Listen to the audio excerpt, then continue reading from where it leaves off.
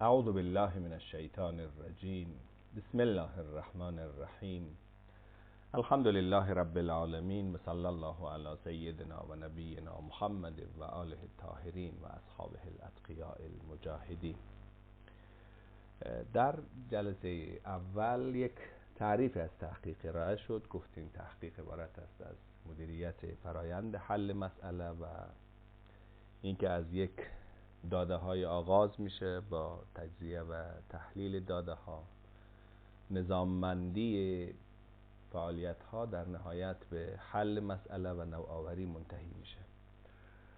حالا خواستی که از عزیزان داریم اینه که بر اساس همین معیارهایی که بیان شد، یکی عنوان ما خاص باشه، نظم خاصی برش حاکم باشه، تحلیل و پردازش در یک نوشته وجود داشته باشه و نوآوری درش برقرار باشه. بر اساس این معیارها مقاله از مجله های علمی پژوهشی را اگر افغانستانی باشه بهتره ارزیابی کنید، ببینید که چه مقدار این معیارها درش رعایت شده. این نکته اینجا یادآوری کنم خدمت عزیزان که به هر میزانی به صورت عملی وارد کار بشید، راه میانبری را طی می‌کنید، فرصت کمتری از شما گرفته میشه. آن چیزی که به صورت یا مواردی که به صورت نظری فرا گرفته میشه، اینا به راحتی به صورت عملی و ملکه ذهن در میآید. و همین دلیل این فعالیت‌های عملی را عزیزانی که اشتیاق به محقق شدن دارن جدی بگیرن، به صورت عینی پیش برید. حالا در درس‌های بعدی باز هم به این نکته‌ها برخواهیم گشت و اینکه معیارهایی که انسان بر اساس اونا سعی میکنه یک عنوان پژوهشی، یک مسئله پژوهشی رو انتخاب بکنه، چه معیارهاییه. این یک کار عملی به توفیق الهی تا پایان درس گفتار به 25 الی 30 فعالیت عملی برای عزیزان معرفی خواهد شد. فعالیت دومی که باید دنبال بفرمایید اینه که یک کتابی از نویسندگان معاصر عرب رو مطالعه کنید. حالا یک فصلش کافیه. چند تا مطلوب وجود داره. اولا چی مقدار از این کتاب رو میفهمید؟ دوم این که شیوه نگارش، تجزیه و تحلیل، ورود و خروج، استنتاج، استدلال و مواجهه با افکار دیگران رو در این اثر چگونه ارزیابی میکنید؟ چه شیوهی برش حاکمه؟ همینطور کتابی به زبان انگلیسی که در باب اسلام یا یک از شاخه‌های علوم انسانی تدوین شده، این کتاب رو مطالعه کنید با همون نکته‌هایی که عرض کردم. و مطلوب سوم اینه که مقایسه کنید شما میان طرز نگارش، استنتاج، استدلال و نقد افکار و آرای دیگران، مقایسه کنید میان این موارد با اون چی که در آثار فارسی تدوین شد. در زبان فارسی آثاری که نگاشته شده به چی شیوهیه؟ تبیین، تعبیر، استنتاج، استدلال، مواجهه با افکار دیگران، گزارش افکار دیگران، نقد افکار دیگران. و بعد ببینید که در زبان عربی و انگلیسی به چه حالته. نویسندگان عرب زبان چه شیوهی رو دنبال میکنن، نویسندگان انگلیسی زبان چه شیوهی رو دنبال میکنن. این دو تا کار عملی رو انجام بدید.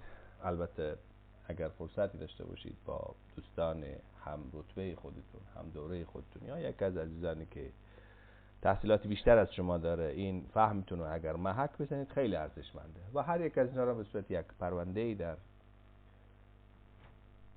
دستگاهتان، در کامپیوترتان انشاءالله ذخیره بفرمایید.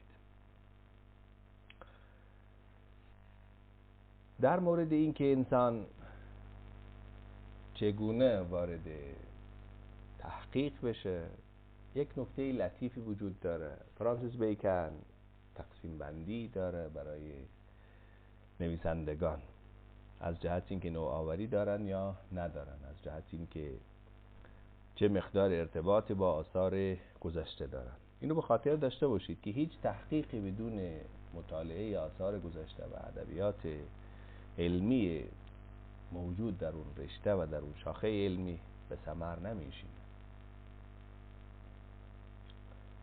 از اون طرف اینکه انسان صرف غرق در مطالعه آثار و افکار گذشته بشه، خودش تجزیه و تحلیل نداشته باشه، نوآوری نداشته باشه، این انسان هم قدرتی که بتونه حرف تازه‌ای بزنه رو نداره،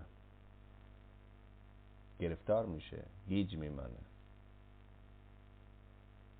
فرانسیس بیکن آدما رو 3 دسته تقسیم میکنه. برخی از محققان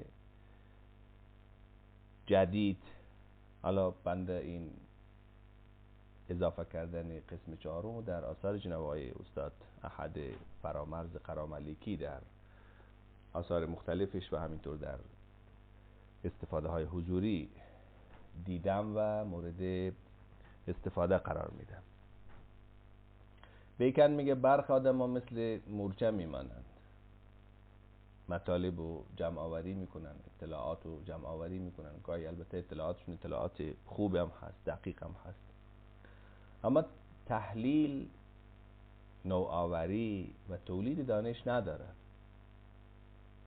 بسیار از افرادی که بنده و شما میشناسیم و بسیار از کارهایی که انجام شده شبیه همینه، گردآوری اطلاعات سوچه و تازه ولی بدون تحلیل در محتوا، روش و یافته ها.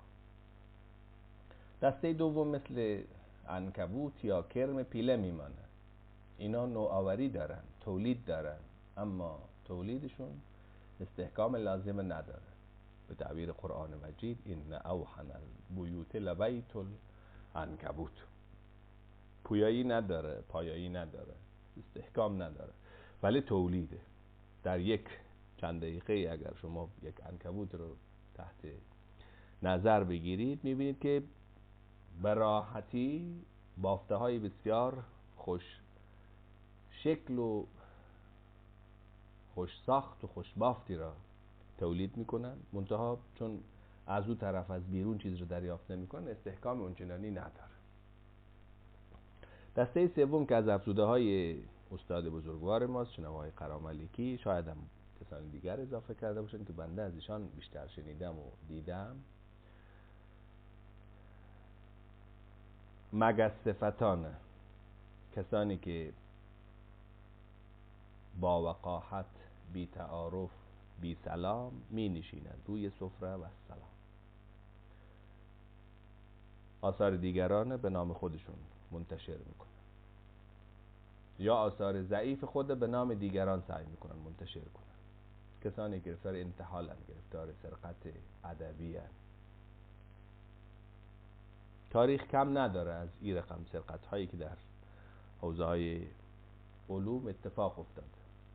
تئوری رو به نام خودش میکنه، کارهای ارزشمند و فاخر دیگران با مسلح کردن به نام خودش ثبت میکنه و بی نهایت در این زمینه خیانت روا میداره، هم در حق اون فردی که کل زحمت ها رو کشیده و هم در حق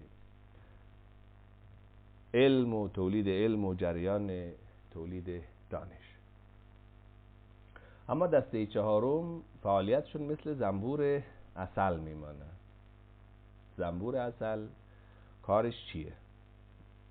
ملاحظه کردید؟ روی گلها می نشینن، از گلها هم شهد گلها را می چشن، بعد از چشیدن شهد گلها یک فرایند در درونشون اتفاق میفته، در نهایت عسل صافی و مصفا تولید میکنن.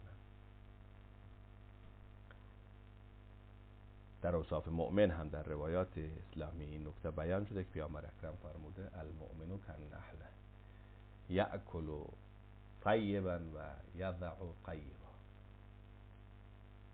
یا یأخذ طیبا و یضع طیبا، نسخه بدل هایی که در روایات وجود داره. مؤمن مثل زنبور عسل میمانه، هم پاکیزه ها رو بر میگیره و میخوره و هم پاکیزه تولید میکنه. ذهنی که صاف باشه، دور از لجنهای اخلاقی باشه، اوهام و خرافات او را آلوده نکرده باشه، میتونه اندیشه پاک و طیب تولید کنه. در مقام ورود به تحقیق این نکته رو باید از نظر دور نداریم. بدون آموزش کافی وارد شدن به وادی تحقیق بسیار خطرناک. از او طرف تحصیل دوامدار بدون پژوهش و بدون گزارش یافته ها، این هم راه به جایی نمیبره. انسان بعد از وفات هرچه داره، داشته و نداشته ها رو همه رو با خودش میبره، دفن میشه و این هم حقیقتش خیانتی به تاریخ علم و به فرهنگ و به جامعه برای ما سالهای سال خرج میکنه، زحمت میکشه، انتظار داره که ما اون چی که داریم محصولات فکری خود را در اختیار دیگران قرار بدیم، احتکار نکنیم، اندیشه های دقیق، روزآمد، گرهگشا، معطوف به حل معضلات و مشکلات اجتماعی را ارائه کنیم، عرضه کنیم. بنابراین افرادی حق دارن اخلاقاً وارد تحقیق بشن که آموزش دقیق و نظاممندی را تجربه کرده باشن، معلومات کافی داشته باشن، مطالعه دقیق داشته باشن، مطالعه هدفمند داشته باشن. و از اون طرف کسانی که وارد تحقیق میشن صرف این که اطلاعات گردآوری بکنن نامشون نمیشه محقق گذاشت. این سخاوت های بیجا خیانت از کردن مکرر که نباید چنین اتفاقی بیفته. وقتی ما تحقیق حل مسئله میدانیم و مدیریت فرایند حل مسئله تعریف میکنیم، به حتم باید فرد محقق دغدغه های اجتماع، معضلات اجتماع، معضلات معرفتی، معضلات عملی را مورد توجه قرار بدن و در نهایت به سمت حلش قدم بگذارن. حالا اگر قراره که ما حل مسئله داشته باشیم، گام هایی که برای حل مسئله باید دنبال بکنیم پیش از این هم یک بار دیگر بیان شد. برای اینکه خوب جایگزین در ذهن عزیزان بشه و ملکه ذهن شریف شما بزرگواران بشه، یک بار دیگر اینو مرور میکنیم. اولین گام انتخاب مسئله است. حال چه معیارهایی برای انتخاب مسئله حاکمه؟ از کجا مسئله رو میگیریم؟ جلسات آینده به توفیق الهی بیان میشه. بعد که مسئله انتخاب کردیم، اون وقت متون متناسب با مسئله، متناسب با آنچه که دنبالشیم شناسایی میشه، مطالعه اجمالی منابع مهم و متناسب انجام میابه و پس از او طرح تحقیق تدوین میشه. طرح تحقیقی تدوین شد، نقشه راه برای محقق فراهم آمده، نوبت به مطالعه تفصیلی و گردآوری اطلاعات میرسه. وقتی اطلاعات گردآوری شد، تجزیه و تحلیل و طبقه بندی اطلاعات و اینکه کدام یک از این اطلاعات پاسخگوی کدام بخش از پرسش اساسی ماست، کدام یک از سوالهای فرعی را پاسخ میده، سوال اصلی، سوالهای فرعی، سوالهای فرعی تر، تک تک اینها نیازمند پاسخگویی است و کدام بخش از این اطلاعاتی که ما بهش دسترسی پیدا کردیم میتونه کدام یک از اون پرسش‌های فرعی ما رو پاسخ بده تا در نهایت سوال اصلی ما و مسئله مورد نظرمون پاسخ پیدا بکنه.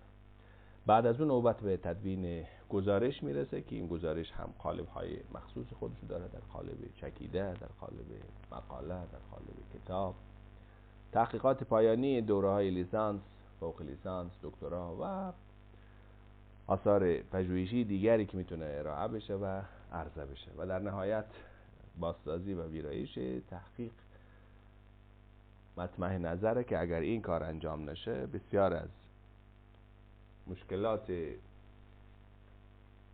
نگارشی رو به همراه خواهد داشت.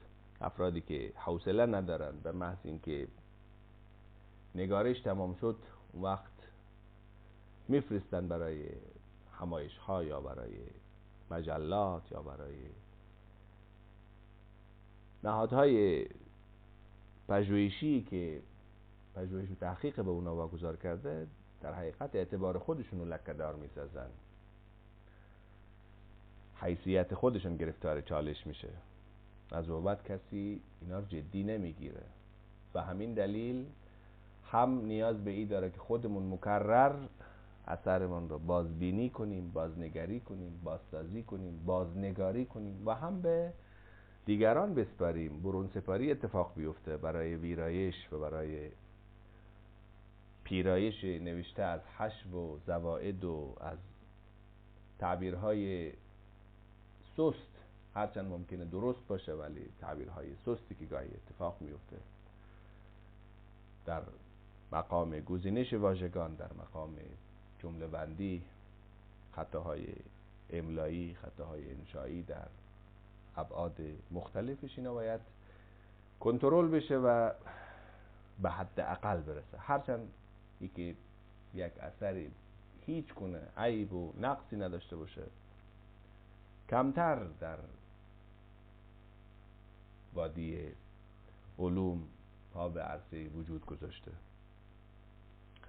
اما میشه به حد اقل رساند، میشه کاری کرد که کمتر این چالش ها دامنگیر نوشته باشه.